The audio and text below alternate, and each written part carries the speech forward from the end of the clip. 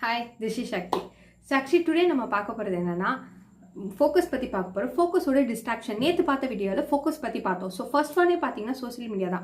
Social மீடியானால நம்மளால என்ன பண்ண முடியாது அப்படிங்கும்போது அது வந்து வெளியே வரது is not easy way. So நீங்கள் நல்ல விஷயத்துக்காக சோஷியல் மீடியா யூஸ் பண்ணுறீங்கன்னா குட். ஸோ இல்லைனா தயவு செஞ்சு அவாய்ட் பண்ணிக்கோங்க.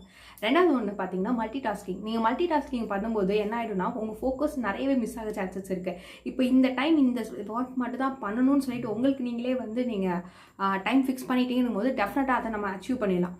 Third one notification. அன்னெசரியான நோட்டிஃபிகேஷனை அவாய்ட் பண்ணிடுறது ரொம்ப ரொம்ப பெட்டர். ஸோ எந்த நோட்டிஃபிகேஷன் நமக்கு வேணுமோ அதை மட்டும் நீடு. அதுக்கான செட்டிங்ஸ்லாம் இருக்குது. ஸோ அதெல்லாம் நீங்கள் ப்ராப்பராக யூஸ் பண்ணிங்க அப்படிங்கும்போது டெஃபினட்டாக யூ வில் கெட்.